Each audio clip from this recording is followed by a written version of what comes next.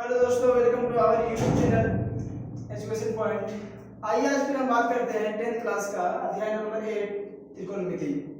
त्रिकोणमिति का सवाल नंबर 6 आइए आज सॉल्व करते हैं। सवाल नंबर 6 कहता है यदि कोण ए और कोण बी न्यून कोण हो जहां कोस ए बराबर कोस बी है तो दिखाइए कि एंगल ए एंगल बी के बराबर है। जब भी हम लोग त्रिकोणमिति का बात होता है तो वहां पर सबसे पहले दिमाग में आता है कि जो त्रिभुज का बात हो रहा है वो समकोण त्रिभुज का बात होगा। ठीक है, समकोण त्रिभुज का बात होगा जिसका एक कोण 90 डिग्री होगा। ठीक है, आइए देखते हैं। मान लीजिए ये आपका एक समकोण त्रिभुज है जिसका ये कोण आपका 90 डिग्री का है। हम लोग मान लेते हैं इसमें कहा गया है कि कोण ए और कोण बी न्यून कोण है, तो न्यून कोण सबसे पहले समझते हैं। न्यून कोण वैसे कोण को बोलते हैं जिसका एंगल या जिसका वैल्यू जो है वो 90 डिग्री से कम हो। जिसका वैल्यू 90 डिग्री से कम हो उसको हम लोग न्यून कोण बोलते हैं।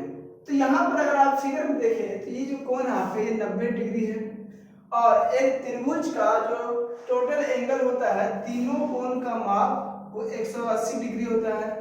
अब 180 डिग्री ये तीनों कोण का मान है, उसमें से आपका एक कोण 90 डिग्री का हो गया। इसका मतलब ये हुआ कि आपके पास 90 डिग्री बचा।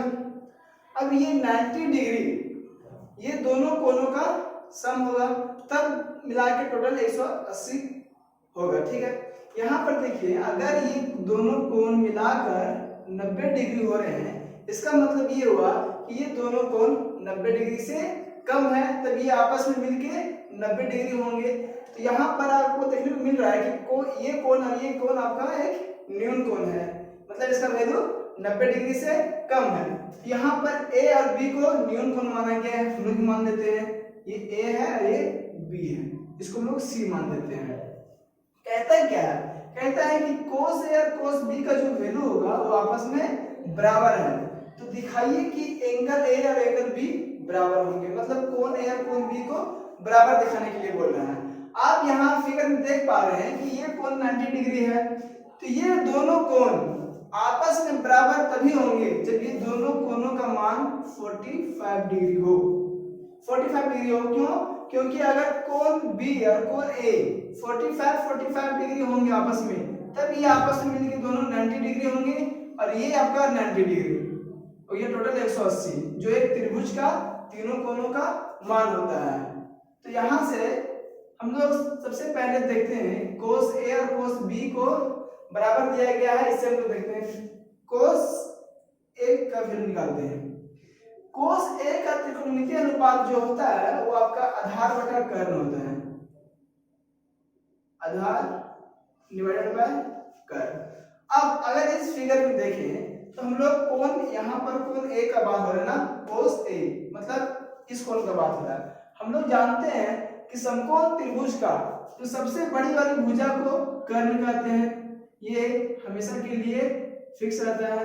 अब रहा आधार और लंब, तो जिस एंगल का हम लोग बात कर रहे हैं उस एंगल के सामने वाली भुजा को लंब कहते हैं। उस एंगल की सामने वाली भुजा उसकी फेस में जो होगा, और जिस कोण का बात करेंगे वो कोण कर्ण को जिस भुजा के साथ जोड़ता हो उसको आधार बोलेंगे।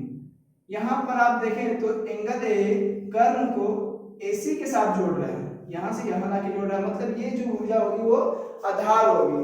तो यहाँ पर अगर cos A की बात करें तो आधार मेरा क्या है, AC है, तो ये AC हो जाएगा और कर्ण मेरा AB है। ठीक है, अब आगे फिर देखते हैं फिर cos B का वैल्यू निकालते हैं हम लोग। तो यहाँ cos B का बात करें तो cos का त्रिकोणमितीय अनुपात तो सेम रहेगा, cos का त्रिकोणमितीय अनुपात हमेशा सेम ही रहेगा, आधार बटा कर्ण। रहा बात वैल्यू की, यहाँ पर एंगल B का बात हो रहा है, यहाँ पर एंगल A का हो रहा था। अब यहाँ पर हम लोग इस एंगल को लेंगे। अब क्या हो रहा था, देखिए जब हम लोग एंगल A को लिए तो कर्ण को जिस भुजा के साथ जोड़ रहा था उसको हम लोग आधार मान लिए। उसी प्रकार से अगर एंगल B का बात करें तो कर्ण को ये इस भुजा से जोड़ रहा है, मतलब ये भुजा आपका अब आधार हो गया अगर एंगल A का बात करें तो। और इसके जो सामने में फेस में जो भुजा होती है उसको हम लोग लंब कहते हैं। तो आप यहाँ पर ध्यान दीजिएगा कि जो आपका कर्ण है वो सबसे बड़ी वाली भुजा हमेशा फिक्स रहेगी, बाकी कोण के साथ साथ आधार और लंब आपस में चेंज होते रहेंगे। तो यहाँ पर अगर कोस बी का बात करें, यहाँ जो आधार है वो आधार आपका बीसी हो जाएगा और कर्ण ए बी हो जाएगा। अब प्रश्न में कहता है कि कोस ए कोस बी आपस में बराबर है, मतलब कोस ए बराबर कोस बी है, ठीक है। अब कोस ए का जो वैल्यू है वो AC बाय AB है, अब कोस बी का जो वैल्यू है वो BC बाय AB है। अब यहाँ पर AB आपस में कैंसिल हो जाएंगे और जो मेरे पास वैल्यू मिलेगा AC बराबर BC। इसका मतलब ये होगा AC ये वाली भुजा और BC ये वाली भुजा आपस में बराबर है। तो आप एक बात यहाँ पे जान लीजिए कि किसी समकोण त्रिभुज या किसी त्रिभुज की दो बराबर भुजाओं वाले त्रिभुज की सम्मुख कोण बराबर होती है। मतलब किसी भी त्रिभुज का अगर दो भुजा आपस में बराबर हो तो उसके सम्मुख कोण आपस में बराबर होती है। मतलब ये होगा इस भुजा का सम्मुख कोण मतलब सामने वाली कोण ये है और इस भुजा की सम्मुख कोण ये है। अगर ये दोनों भुजा आपस में बराबर हुई तो ये दोनों कोण भी आपस में बराबर होते हैं। यहाँ पर हम लोग लिख सकते हैं किसी त्रिभुज का या किसी समान भुजा वाले त्रिभुज, किसी समान भुजाओं वाले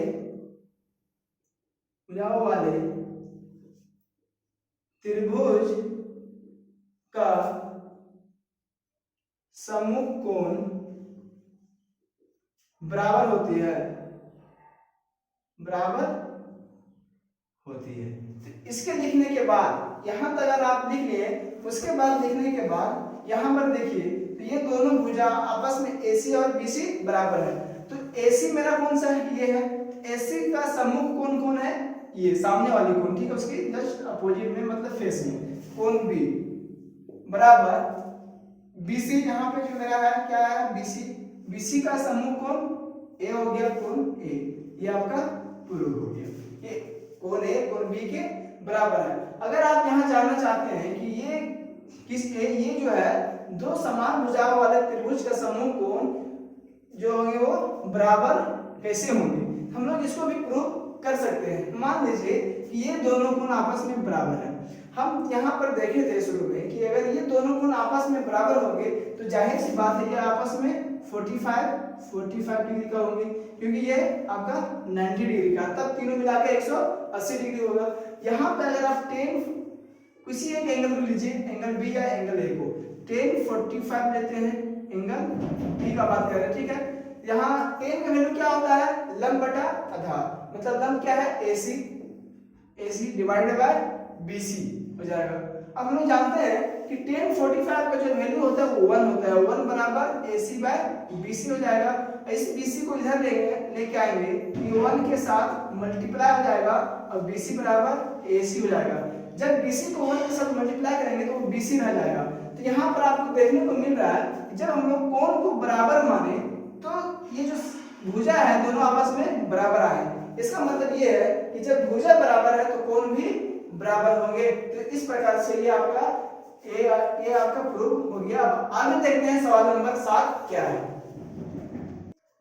हाँ, तो आइए देखते हैं इसके आगे सवाल नंबर 7 क्या है। सवाल नंबर 7 कहता है कि यदि कोण थीटा बराबर 7/8 है तो इसका और इसका मान निकालिए। तो सबसे पहले देखते हैं दिया क्या गया है। देखिए किसी भी त्रिकोणमितीय का जब इस प्रकार का सवाल आएगा तो यहाँ पर sin theta cos theta cot theta, इसमें क्या हमको मिलना है, इसमें देखिए इसमें जरूरत क्या है, जरूरत है तीन भुजाओं का मान।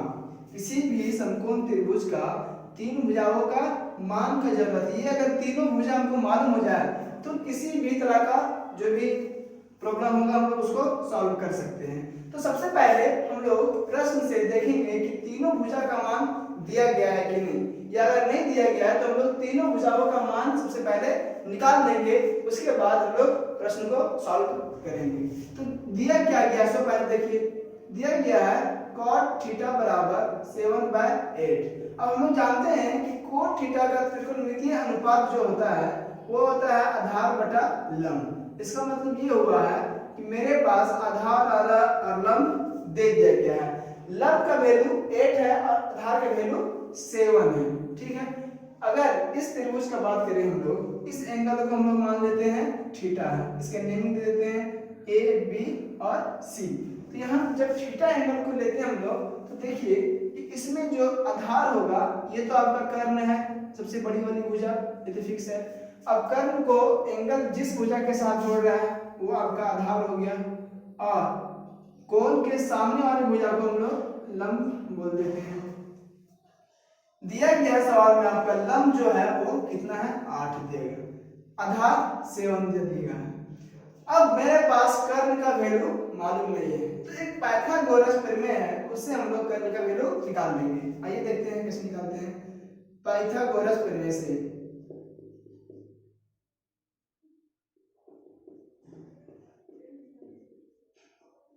पाइथागोरस का प्रमेय कहता है कर्ण का स्क्वायर इक्वल होगा आधार और लंब के स्क्वायर के सम के बराबर।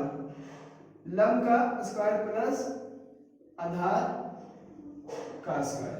मेरे पास लंब और आधार दिया गया है, इसका मतलब ये है कि हम लोग कर्ण निकाल सकते हैं। अब यहाँ कर्ण बराबर हो जाएगा, जो इधर जो स्क्वायर है अगर बराबर को उधर लेंगे तो वो रूट में बदल जाता है।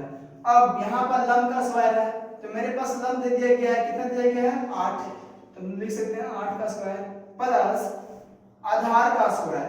आधार मेरे पास 7 दिया गया, दिया जाएगा आपका 7 का स्क्वायर। इसको फिर हम आगे बढ़ाते हैं, तो ये हो जाएगा 1, ये हो जाएगा 64, 8 का स्क्वायर और 7 का स्क्वायर 49। दोनों को जोड़ते हैं तो आपको कुछ इस प्रकार से आएगा 113, 9 और 4, 9 और 4 13, 3 हाथ में 1, 4 6 10 और 11। तो आपका जो कर्ण का वैल्यू हो गया वो अंडर रूट 113। 113 का रूट का वैल्यू नहीं होता है, ये रूट में ही रहेगा, मतलब ये जो आपका कर्ण आ गया वो रूट 113 आ गया। अब मेरे पास तीनों भुजाएं मौजूद हैं, अब हम लोग इसको सॉल्व कर लेंगे। आइए देखते हैं कैसे करते हैं। यहाँ पर आप देखिए तो आपके पास लंब, आधार और कर्ण दिया गया है। जब हम लोग पहला प्रश्न क्वेश्चन नंबर 7 का पहला, यहाँ पर देखेंगे किस चीज का यूज हो रहा है। सबसे पहला यूज साइन का है और दूसरा कोस का है, तो साइन और कोस का त्रिकोणमितीय अनुपात हम निकाल लेंगे, उसके बाद इसमें उसका वैल्यू हम लोग पुट कर देंगे और सॉल्व कर देंगे। आइए देखते हैं। देखिए यहाँ साइन थीटा का जो त्रिकोणमितीय अनुपात होता है वो होता है लंब बटा कर्ण। तो अगर फिगर को देखिए आप, तो फिगर में जो मेरा लंब दिया गया है वो कितना है, 8 है, और कर्ण अंडर रूट 113 जो कि यहाँ पे लिख रहा है। अब इसके आगे देखिए तो cos थीटा जो दिया गया मेरे पास, cos थीटा का जो त्रिकोणमितीय अनुपात होता है वो आधार बटा कर्ण होता है। तो आधार जो फिगर में दिया गया है वो आपका कितना है, 7 है, और कर्ण अंडर रूट 113। ये दो वैल्यू को हम लोग इसमें लाके पुट कर देंगे। आइए देखते हैं क्या है मेरे पास, 1 plus sine theta 1 minus sine theta divided by 1 plus cos theta into 1 minus cos theta. अब यहाँ पर cos थीटा और sin थीटा का वैल्यू डालते हैं तो ये हो जाएगा आपका 1 प्लस sin थीटा का वैल्यू है 8 divided by under root 113 into 1 minus sin theta, तो sin थीटा का फिर वैल्यू हो जाएगा 8 डिवाइडेड बाय 113, और इसको पूरा डिवाइड करेंगे। अब क्या है, 1 plus cos theta, cos theta का वैल्यू है 7 by under root 113 into 1 minus 7 by under root 113। इसको हम लोग कुछ इस प्रकार से लिख सकते हैं। अब देखिए इसमें जो यूज हो रहा है आपके पास, आप यहाँ पर देख पा रहे हैं, ये कुछ इसको अगर हम a मान ले, इसको b मान ले, इसको a इसको b, तो ये कुछ इस फॉर्म में है, a प्लस b और a माइनस b, कुछ इस फॉर्म में दोनों हमको ऊपर और नीचे देखने को मिल रहा है। तो a प्लस b और a माइनस b का जो सूत्र होता है वो इस प्रकार से होता है, a square minus b square, a plus b into a minus b बराबर a square minus b square. अगर उस सूत्र का इस्तेमाल करें तो आप यहाँ देख पाए तो इसको हम लोग a प्लस बी मान लेते हैं, a माइनस बी, तो इसका क्या हो जाएगा a का स्क्वायर माइनस b का स्क्वायर, मतलब 8 डिवाइडेड बाय अंडर रूट 113 का स्क्वायर, फिर और डिवाइडेड बाय इसको भी हम लोग उसी प्रकार से करेंगे 1 का स्क्वायर माइनस 7 बटा अंडर रूट 113 का स्क्वायर।